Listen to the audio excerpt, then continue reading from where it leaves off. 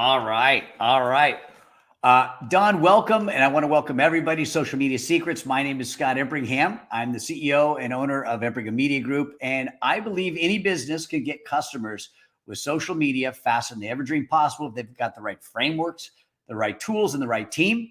And the reason I believe that is because for the last 20 years, it's exactly what I've been doing. I've been blessed to work with some of the biggest companies on the planet, as well as restaurants on the corner, and help them accomplish their goals. And if you want to learn more, a little bit about some of those tools, feel free to visit me at scottembringham.com. Or we have a workshop tomorrow where it's a pretty aggressive workshop. It is free for business owners, marketers. It's called Fire Your Marketing Agency. Get all your ads, emails, blogs done in minutes, not months. You can visit us at smart90workshop.com. It is, I think the doors are closing at 5 p.m.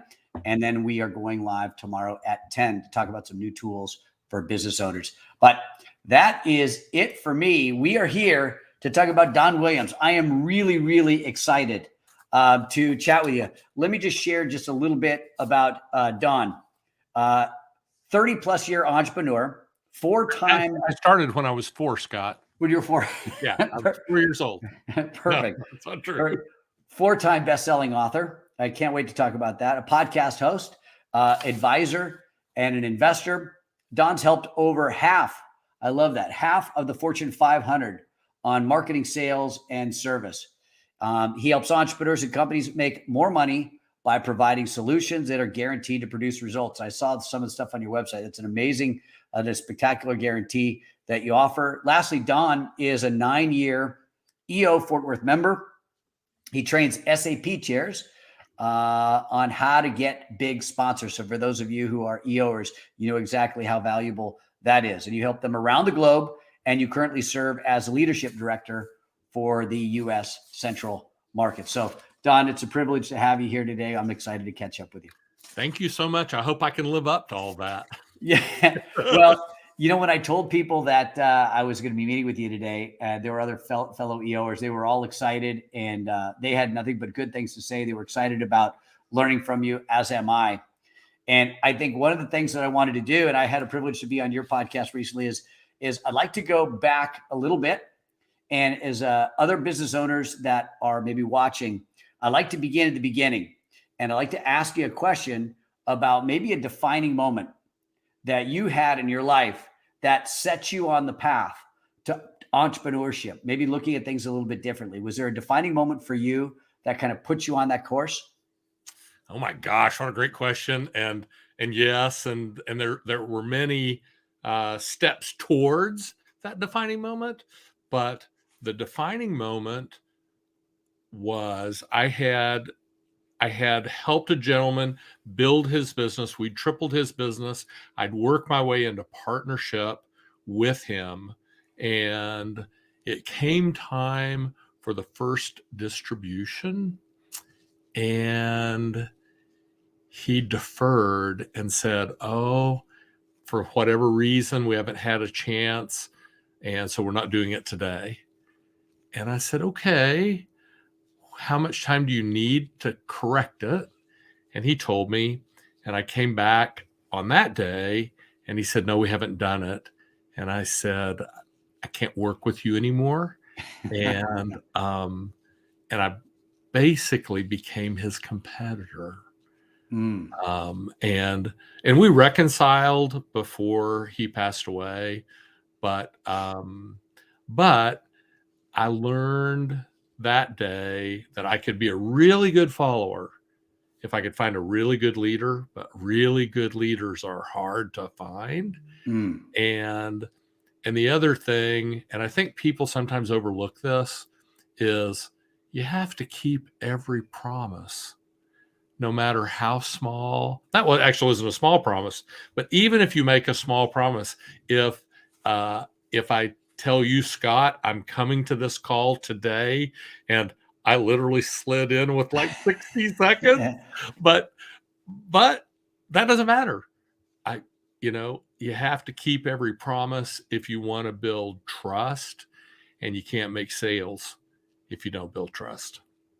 Excellent. I love that. And that actually sort of dovetails into my next question. And we're going to talk a little bit about some of your books, and I want to get into that.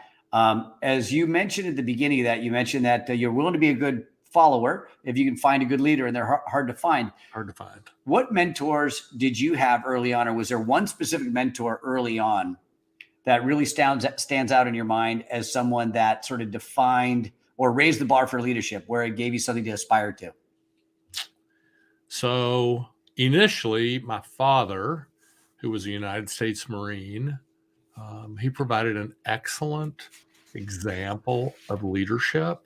And I think leadership is something you catch more than you observe and you adopt, not I'm not saying don't attend leadership courses and read leadership books. There's some really good stuff out there, but it's really you can catch the fever if you ever observe someone who is really really good at it. Another, as a very young man, I started my sales career at 18, and within 12 months, I was the top salesman in the country out of 450 salespeople, and then went into sales management, became the top sales manager in the country, and I had an opportunity to work with Judge Ziegler, who Judge was Zig Ziglar's brother, and they were not twins, but they looked, dressed, sounded almost alike. And the interesting thing is, while Zig had this pretty significant degree of celebrity, see at the top, Judge had far less, but Judge was actually the world record holder in pot and, they made their bones, they got their rep in pot and pan sales. I didn't know that. Which that was, you go to somebody's home. Back then you would cook them dinner, and you would sell this lifetime guaranteed cookware.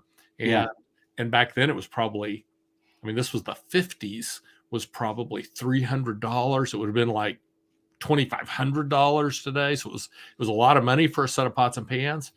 And so I had the opportunity to work with Judge, and he was a phenomenal leader by example.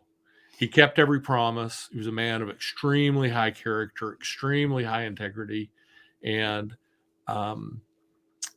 so early on in my career, I had the opportunity to work with some exceptional people that, if you're a leader, if you'll lead exceptionally, you'll be surprised at not, I say the number of people that follow you, but you'll be surprised at the number of people who lead because you led.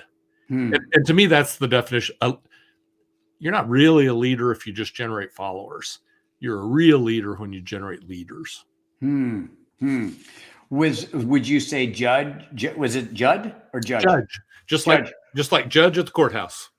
Out of curiosity, I think I know the answer to this question, but what do you suppose was the best business advice you ever got when you were young? It turns out we've got a lot of folks that are younger on YouTube. We're streaming live there, the 20s and early 20s. What's some of the best advice you ever got, or one or two of the best pieces of advice you ever got in terms of business or in terms of your leadership? So here's the first one that comes to my mind that's kind of humorous is low tide shows who's skinny dipping. Ooh. You okay? Yep. Okay. Yeah. Low tide shows who's skinny dipping. Yeah. Warren Buffett. And so the business application is, the people that look like they're doing very well and look like they have a lot of money, but are highly leveraged, highly in debt. A bad economy shows their parts, and maybe they don't want shown. And so I love that. And then Zig, he was very big on having an attitude of gratitude. And even though I've heard that my whole life, it wasn't until I was maybe 50 that I had a deep comprehension of that. And so my fourth book is a book on gratitude stories from our hearts. And then I think, here was the best. So I was kind of an odd child and maybe odd adult too. Unique. Yeah. That's better. Yeah. Unique. so the first self-improvement book I read was How to Win Friends and Influence People by Dale Carnegie, Sure. which is about a 100-year-old book at this point. Yeah. But I read that book when I was 12 the first time. And I've told that to people, and they're like, "That's weird." And I was like, "Well, I didn't know how to talk to girls, and I figured girls were people, and I wanted to influence and make friends with girls." And so that was my motivation for reading that book. And Sure. I'll tell you, girls are people, and the principles in that book will work with anybody, because at the base level, we're all humans and kind of react the same way. But that book, I'm fortunate to be a very high paid consultant. And I can't tell you how many times with a client, I'll ask, "Have you read this book?" And they're like, "Nope." And I'm like, "Okay, well, this is like human 101." Okay. And so we're going to go to Amazon and spend $5 or whatever that book costs. And, Right. and you got to read it because it's, uh, it's just foundational for how humans get along. And I don't care what business you're in, we're all in the people business. If you can manage the people part, you can work the rest of it out. It's so true. It's so true. I absolutely love that book. I've read it. I don't know how many times. I know I violate a number of the tenets in the book over and over, but I certainly do my best to Yeah. strive to do better. Yeah. I'm curious. Let's flip that around. With so many gurus out there, kind of preaching about different things on business or money or finance or investing or entrepreneurship, going back to the early days of Don Williams, was there one piece of advice that stuck out to you? What was the worst piece of advice you ever got that maybe derailed you or challenged you in a way where you follow that advice and you go, wow, that didn't turn out to be good advice at all? Was there one piece of advice you ever got that was just really, really rotten? There probably was, but Scott, the interesting thing is most of my life I've been highly independent, which is a trait of entrepreneurs. And Yeah. so um, I've not been open to advice really at hardly any time in my life. Certainly, I was not open to any advice that I didn't solicit, that I didn't Mhm. ask for. And so, one of the beautiful things about EO, Entrepreneurs Organization, of which we're both a part, is that people will share experiences, and the words "you should" are Mm. are forbidden. And so I became an entrepreneur not out of a profit motive, and I am profit motivated, but I Mhm. became an entrepreneur because a gentleman did not live up to his promise, and because I'm resistant to authority. Hmm. And so I always said I'd be a great follower if I could find a great leader. I just never found one. And so I said, well, I can be a bad leader, and I bet I can learn to be a good leader and a great leader. And I humbly think I've been able to do that. Um, and so and so Well, there. I've had the chance to read a lot about some of your successes, and I'm really interested in digging into the proven entrepreneur. Tell me, what is the proven entrepreneur, and what does it mean to be a proven entrepreneur? What's the distinction? What's the unique distinction? How do you be a proven entrepreneur? What is it? I so love that question. So, um, I launched a podcast, The Proven Entrepreneur Show, about a year and a half ago, and Scott was a great guest on the show. Thank you again so much. Of course. And it's been really successful, uh, almost entirely due to the quality of guests. It would be more successful if it had a little better host, um, but the guests have been superior, and I've done okay. And Tell so everybody just a few of the guests you've had on. It's really remarkable. So, when I first started, it- and I think this is true with most entrepreneurial activities. When you first start, it's hard. And Yeah. what you thought was going to be easy isn't. And what you thought was going to work doesn't. And the money you thought was going to come in the door day one doesn't. And, you got to kind of be able to power past that to get to the good stuff. But at this point, we've had enough exposure, and that I really don't have to. I have to filter guests requests, And so we unfortunately turned down way more than we approve. But Roland Frazier, who's a South Carolina, his picture's in the Hall of Fame for entrepreneurs. And Roland's a friend, but he was a guest. We had Shahar Aris, who is an Israeli entrepreneur that went from a pure startup to $100 million exit. So from zero to $100 million exit in 30 months. Wow. Jeff York is coming on, and Jeff is one of the owners of Paycor, which is in the payroll space and has a market cap of, I don't know, billions. And so we've just been fortunate. But you asked a question about the proven entrepreneur. What's proven? Yes. The interesting thing is this. All of our guests are at least mid-sized entrepreneurial ventures up to billion-dollar ventures. Universal, the guest says, I wondered about coming on because I'm not sure I'm proven. And you're like, oh my gosh, you've started a dozen companies, you've exited 8, you're a current principal in 7.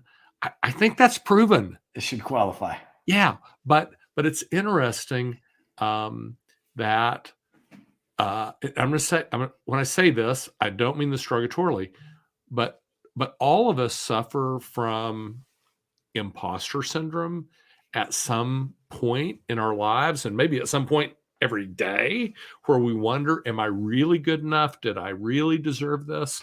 And the answer is, yeah, you are really good enough. And yeah, you really do deserve it.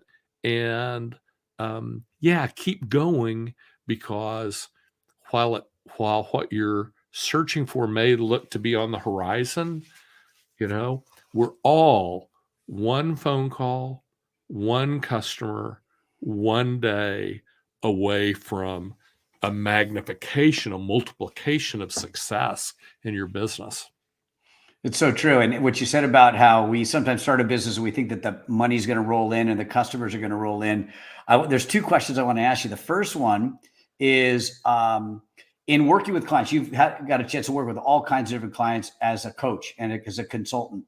Can you share one example of a client you were working with where you had to help them pivot and guide them in a new direction, and maybe a success story that came out of that? There's a lot of folks that are watching right now that are facing some headwinds. They're facing some changes in their business. So what's the mindset? What's the tools? And maybe just a specific example, like an experience share on how you help somebody pivot and move in a new direction, and maybe a success story.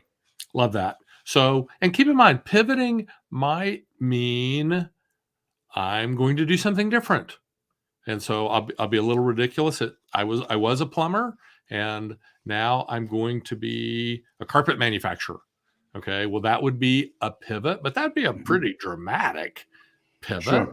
Okay, maybe that pivot is, I used to market in this manner, and now I'm going to, here's the 3 steps for success from the Book of Dawn: ask for help, learn something new, put it into action.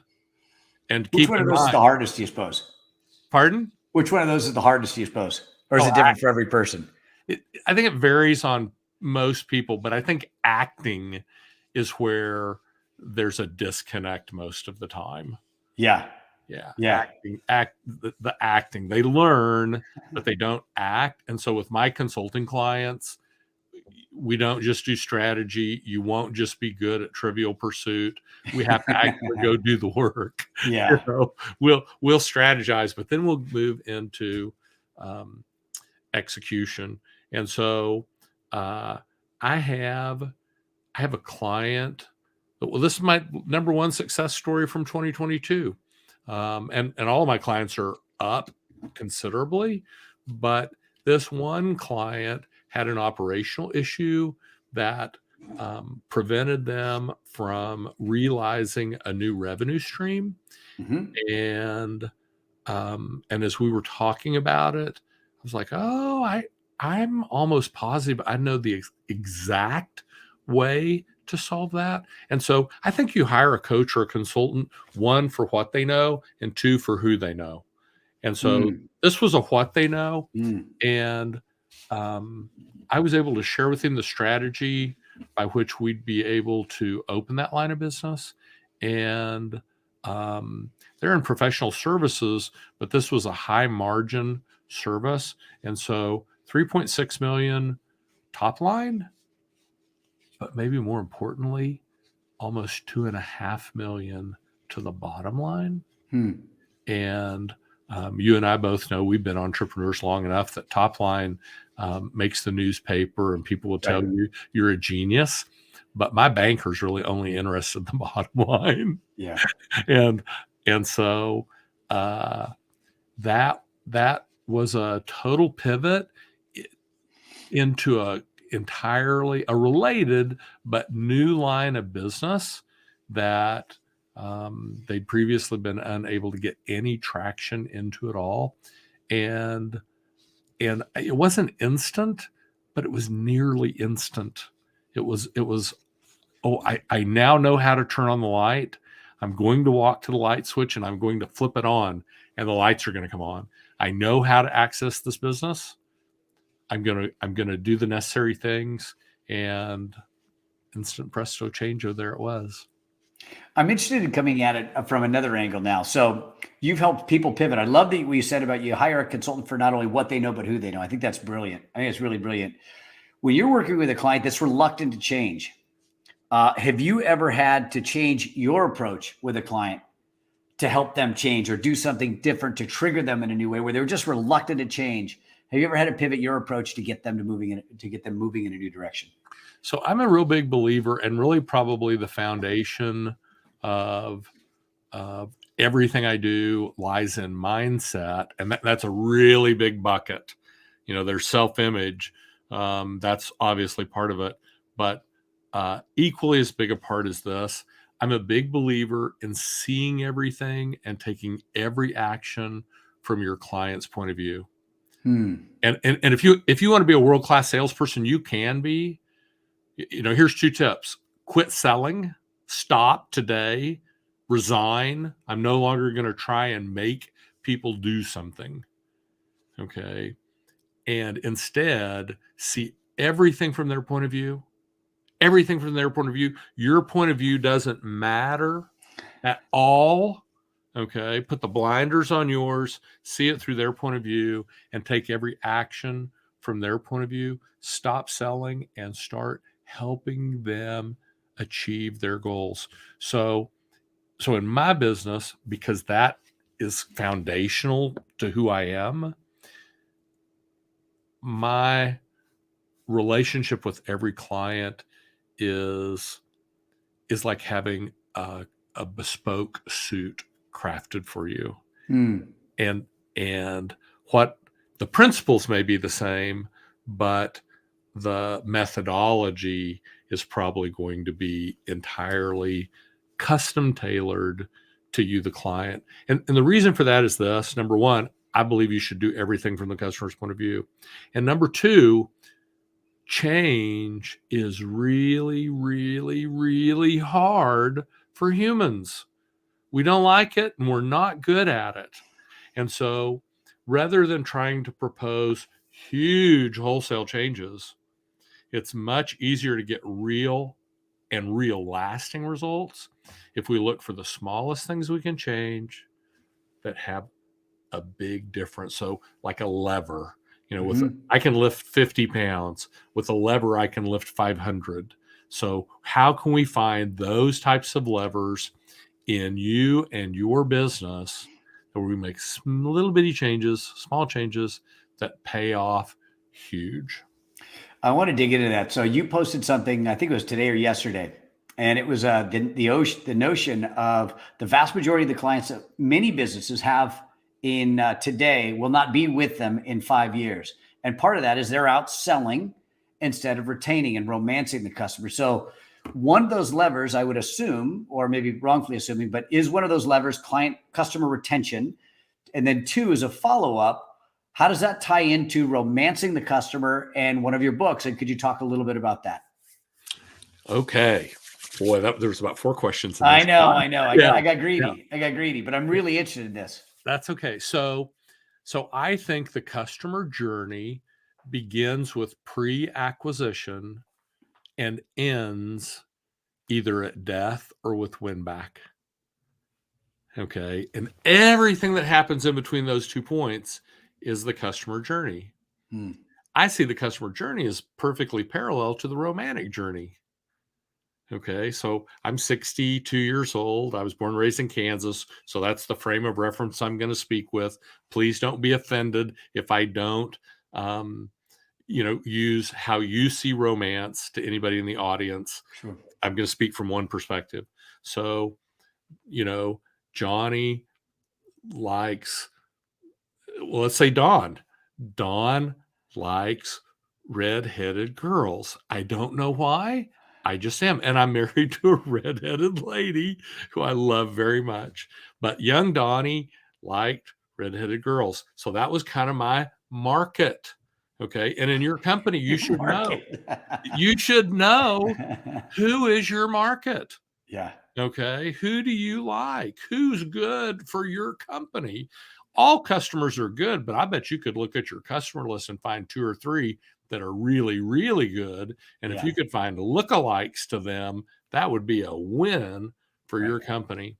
And so that's kind of pre-acquisition. I've defined my avatar. Okay. I've defined my target. Who's the one group of people I'm going to help? Okay. Which almost everybody starts there.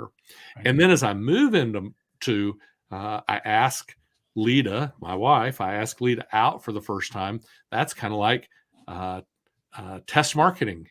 Okay. I'm putting myself out there and I'm listening to what the market's going to say about me. Okay. And sometimes I win and sometimes I lose. And, I maybe even get a first date. And so a customer does a trial order. Okay. And it goes well. And so I get to a second date and they do a second order. And then at some point, maybe they sign a master services contract. Okay. And at that point, that's a little bit like standing at the altar and saying, I do. Okay. We're making a commitment to a long-term relationship, either as a company and a customer or as a wife and husband. And so, and all of that would be acquisition. Okay. Retention starts after I do. And you married men, if you ask your wife, am I bringing enough romance to the retention effort, the marriage effort? Almost all of you, your wives will say, you could bump up your game a little bit. Okay. Back when we were dating, you were a little more romantic. Okay. And so in romancing your customer, we got to pull some of that romance across acquisition into retention. Okay. And if you were, and I'll just say AT&T, 80% of your marketing budget would be assigned to acquisition and maybe 15%, and I'm pulling these numbers out of the air, 15% to retention. How do I show my current customers I love and value them? How do I show my wife today that I still think you are hot and I still love you more than the day I married you? And then win back is something went wrong, something went haywire. Maybe it's my fault. Maybe it's your fault. Maybe it's all our fault. I don't know, but you've left. Okay. How do I reach out and say, dear customer, I'm so sorry. We were such a great thing. I screwed it up. I'm sure I didn't mean to. What could I do for you to come back? And if you were a Fortune 100 company, you'd spend about 80% of your marketing budget in acquisition, 15% in retention, and 5% in win back. And that would be huge. That'd be a huge success for your business. And even though as an entrepreneur of a small to medium-sized business, you can't apply everything a giant like AT&T does, but you can apply some of it, and you're wise to deploy some of that. So big believer in acquisition, retention, and win back as being a comprehensive solution for the health of your business. That's fantastic. And that thread is followed in Romancing Your Customer, is it not? It is. Excellent. Excellent. And that is available on Amazon right now? It is available on Amazon. And I'll say this, I'll give a plug to St. Jude Children's Research Hospital. So I am a entrepreneur, and consequently, I am very interested in profits. But on my book sales, every penny above publishing cost goes to St. Jude. And so I have a real soft spot for kids, and I have a really soft spot for sick kids. And so my books help sick kids somewhere, somehow. And I'm grateful to do that. St. Jude's phenomenal facility, daily budget of about $4.5 million. Daily budget of $4.5 million. And a parent never receives a bill for anything. And so, support the philanthropies that you like, but if you don't have one, that's a good one. Helping sick kids. Well, I think it's phenomenal. That goes with all the books, and you've written 4 now. I've written 4. I'm going to do 5 and 6 here. We should wrap them up. I don't know if we'll make it by March 31, but I'm having a 3-time author workshop in Dallas, Fort Worth, March 23rd and 24th, to where a person who's never written a book can, they'll leave my workshop a 3-time author in 2 days with one big barrel of fun. And so they'll be co-authors in 2 of my books, though I never list anybody as a co-author. I list everybody as an author. And then I have a system and the software to support that system to help you write your book from A to Z. And it'll do 85-90% of the heavy lifting. And 99% of the people in the world will never start a book. 99% of the people who start a book will never publish a book. And so I think everybody has a story, and I don't think there's anything you can do. You need trust to make sales. You need authority to have trust. The root word of authority is author. And so I don't think there's anything you can do that will have a bigger impact than writing your own book and positioning yourself as an expert in your field. I never realized that about author authority. Most people haven't. Words are kind of my friend. I'm a talker, and I'm a podcast host, and I'm on social media a lot, just giving away tips. And I've written 4 books, and there's a lot of different ways to write books. You can literally today hire companies that will ghostwrite your book, and you'll invest $30,000 to $100,000 depending on what you want to do, and you don't ever have to write a word, and they'll write it and slap your name on it, and you'll be an author. I'm not knocking that, but I have my own words. Okay. And I will tell you that people will like your words better than a ghostwriter's words, because it's the real you. And being an author is better for your business than not being an author. Being a 2-time author is better than being a 1-time author. Being a 3-time author is better than a 2. I'll be a 6-time author at that point. And so I've helped people for years write their books. Just from a coaching and consulting standpoint. And I thought, we'll put a room full of people together, and every one of them will leave a 3-time. They won't have their book finished, but they'll be on the path. Okay. They'll have the 2 stories for my 2 books done. Okay. In the 2 days, and they'll be on the path of their own book. And no better business card than a book. Yes. Yeah. Nothing better than a book. Is that your last book right there? Your fourth book? That's Gratitude Stories from Our Hearts. This is a compilation of 25 stories from 24 authors about a time in their life when they experienced or witnessed the power of gratitude in their life. And I've kind of funny story on gratitude. So you can see over my shoulder here, this galvanized pail. Yes. I bought, and if you ever see my stuff on social media, this galvanized pail is always with me. I bought this galvanized pail and I wrote the word gratitude on a card, and I have another card with patience and another card with love. And because these were 3 areas I needed to improve in my life, I felt like I needed to improve my life. And so I carried my little pail with me everywhere I went for about 6 months. And your reticular activator, that part of your brain that when you first see, I saw a new electric car brand that's on the market. I saw a new Lucid the other day, Lucid Air, and now I've seen about 10 of them. Right. And it's just part of your brain that once it wakes up to something new, it starts focusing on that. And so I began a daily intentional gratitude practice. And that has gone around the world. Many people, they know that I start all my meetings.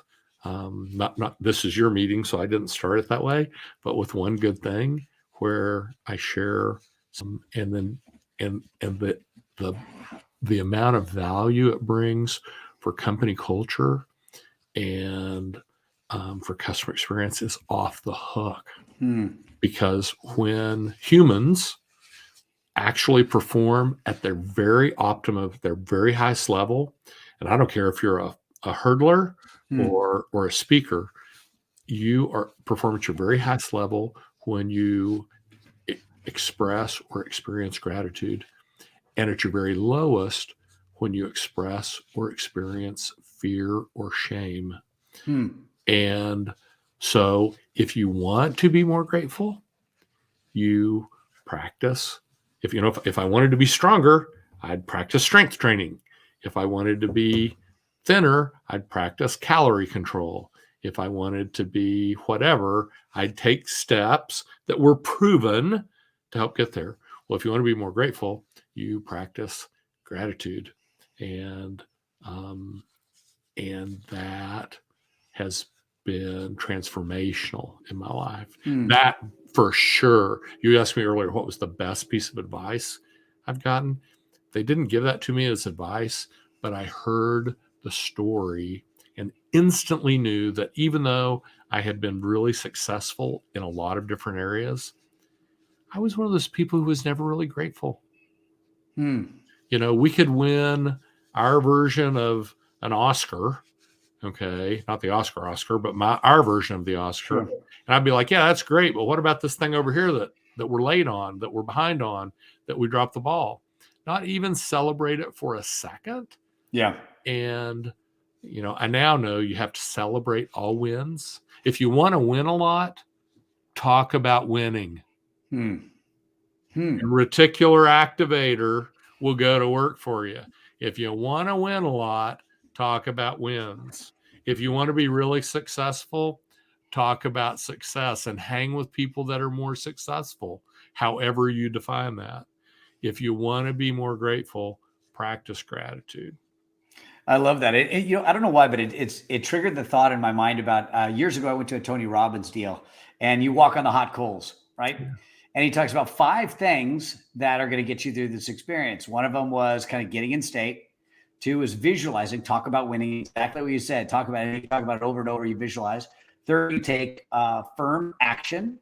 You take decisive action. You don't rush, but you don't dawdle. You take firm action across the hot coals. But the 4th one, he said, don't forget to wipe your feet, take care of business, but then celebrate. And the 5th one was celebrate. And after you took care of business, because the coals could get in your toes and burn your feet. So it's kind of like that metaphor of before you celebrate, make sure you take care of business. But when you do take care of business, make sure you celebrate to reinforce that you're going to do this again and again. And winning is a good thing. And it really is good to celebrate those successes. I love that. I love that. And I wholeheartly agree with Tony on that. Yeah. A couple other questions I do have is what specific strategy they can do, because there's a lot of folks out there that I'm talking to on the executive side of things. There's a lot of shifts at Salesforce, at Amazon, and some of our Audible clients. What are some specific steps that you might recommend? Somebody that's considering entrepreneurship but never considered it before, could be some specific steps they could consider that might be first steps, looking at a new business or looking at a side hustle or looking at ways to as a second income. I love that. And I think that everybody ought to be an entrepreneur at some point of their life, in some area of their life, so here's something that will help convince you in case you're a little reluctant. So as a W-2 employee, the way the laws in the United States of America work, the way the tax laws work, is your employer withholds taxes from your income and literally probably pays those taxes to the federal government. You look at your check and you see your gross pay and then your federal withholding tax and your Medicare and your Social Security and then your net pay. And let's just say you get that on Friday. They probably paid your tax to the federal government on Thursday. Okay. In most cases. And so as a W-2 employee, your money is taxed before you even get it. Actually, the government gets it before you do. And you're like, what's up with that? Okay. And as a business owner, okay, you pay income tax at the end of the year or maybe quarterly. Okay. But you pay your either way, you pay your tax after you get your money. And so just think about that. I can pay my tax before or after. Okay. What's best for you? They're both 100% legal. Okay. So on that one, I probably ought to pay it after. Okay. And so that's a good reason to launch that, even if it's a side hustle. Hey, some of the biggest businesses in America started out in somebody's garage. Little companies like Google, like Apple, literally started in some dude's garage with another guy, and they were sitting around daydreaming, okay, and their little daydream blossomed into a titan of global business, okay? So the next thing I would say is this: seek counsel, seek advice from people who've done it. Okay. And here's why. Most people will seek advice from their family and friends. I love my family. I love my friends. My non-entrepreneur friends think I'm a little crazy. They're like, I would never do that. Oh my gosh, the risk. Okay. Where my entrepreneur friends, they're more risk tolerant, and you're going to have to accept some risk. Okay. So seek some counsel. I think the average human, if I ask you a question and you give me an answer, I think the average human defaults to, I know the right answer. No matter what I ask you, the first thing that comes to your mind, you as a human, I'm not picking on you, it's me, it's everybody, we think we know the right answer. Okay, just by default, I'm right, you're wrong. If you disagree, you're wrong. But the reality is humans are wrong far more often than they are right. Okay, and so I don't want to tell you not to trust yourself, because you're going to have to trust yourself. But trust yourself to get input from people who might know more. Okay. I think everybody's trying to go from point A to point B. A coach, a consultant, a mentor can kind of push them a little closer together and make it easier for you. I love that. And that sets up perfectly for the next question I was going to ask you. There's a business owner out there who's watching this and who's going to come across this episode in EO or YPO or just a business owner outside of Vistage, it doesn't matter. If you overheard them saying, I have these 3 problems, I'm struggling with this, I'm struggling with this, or I'm struggling with this, and you overheard them, what 3 problems would those be if for you to say, oh my gosh, they need to call me? If I'm a business owner, if I'm an entrepreneur, and I'm struggling with these 3 things, Don is the guy. I should be calling him. This is going to be an unexpected answer to that, Scott. If they'll use the word struggle, it's worth even a free 15-minute consultation with me. I hate the word struggle.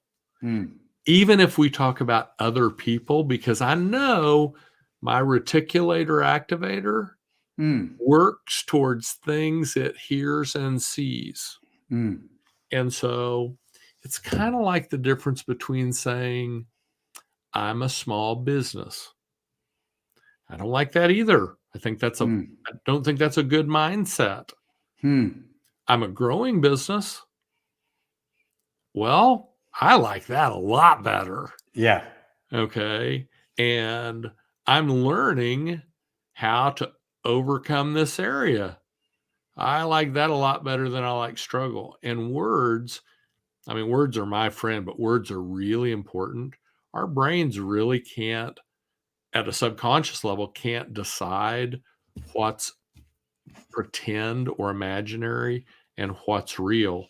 And that's why you hear, so my Dallas Cowboys, gosh darn it, just lost in the playoffs again.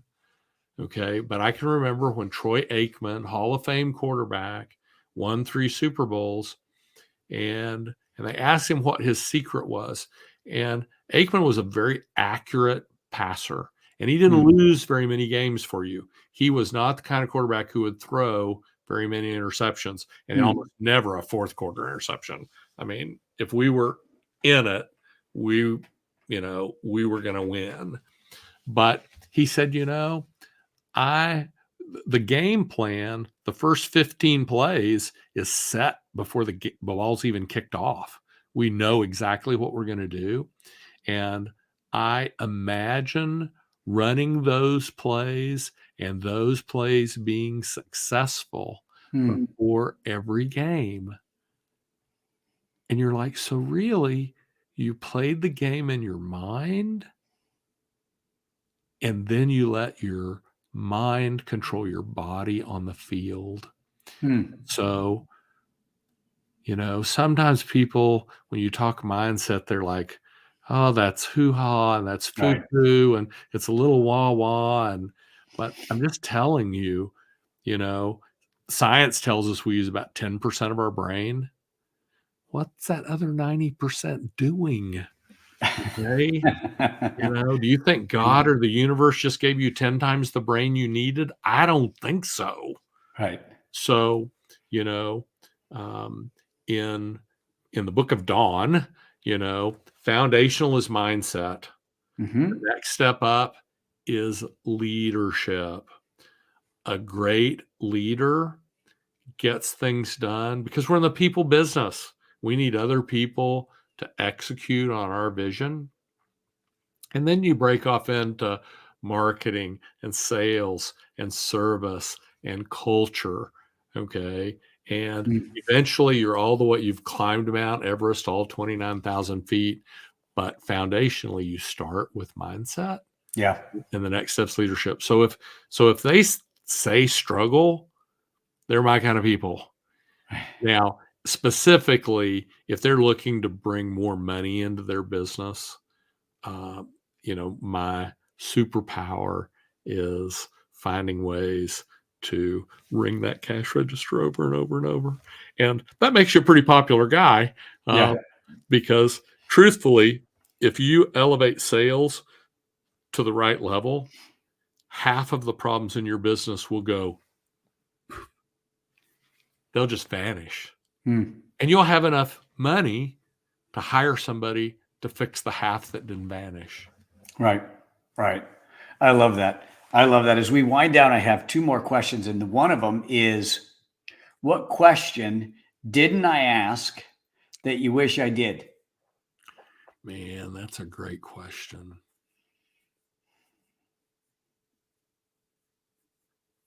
I'm a real big believer in wise words. And if you follow me on social media, I quote Aristotle to Warren Buffett, because I don't care how old the words are. If they're wise, they're wise. So my favorite quote. So I'll share my favorite quote. You're far better, far smarter, far stronger than you think. Hmm. And that's a very wise philosopher. Do you know? No. That wise philosopher is Winnie the Pooh. I love that. Christopher Robin, actually, in the book Winnie the Pooh. Right. I love that. I love that too. Excellent. Well, then we'll end with this. What's one good thing that you are grateful for? Man, I have a lot. I journal every day. And the book, if you're so inclined, will help you start. It'll get you through 25 days of gratitude journaling. I currently am really grateful. We're just coming out of the holidays. Okay. And Christmas Eve, one of our traditions is we have the entire family, in-laws, outlaws, ex-laws, everybody in. And we've done that for years. And 4 hours before the guests are due to arrive, I get a telephone call and a piece of commercial property that we own, a tenant's calling and saying, you have a busted water line and water is running out the back door of the building and down the driveway to the street. And this building sits on the back of an acre. So that's a lot of water. And so I go to the building, get the water shut off. We push some water out and I go home. And so I'm grateful that I understand the priority of what's really important. It's really important for me to be there, to be present. The best present I can give humans is my presence. The best present is my presence. And then the following morning, and I had people who could do this, but the following morning is Christmas morning. I went back to that building and shot back the water. And I have people who could do that, but I would have been interfering on their Christmas day.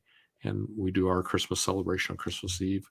And so I'm grateful that I have a good sense of priority.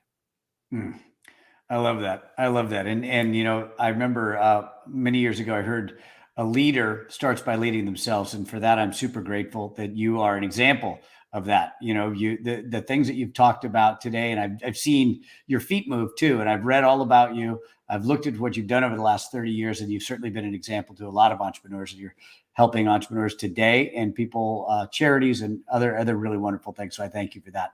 Where should people get a hold of you? Man, go to donwilliamsglobal.com. That'd be the easiest. And we got a lot of companies and a lot of websites, but if you can remember, I'm Don Williams, and you can remember that I've got clients I don't have any clients in Antarctica yet. I need a client in Antarctica, Scott. Okay. But I have clients everywhere else. And so I'm global. And so Don Williams Global, you can go to the website, and there's all kinds of different ways to contact me. And you can find me on most of the major social media platforms: Facebook, Instagram, Twitter, TikTok, all of them. Awesome. Well, Don, thank you so much for joining Social Media Secrets.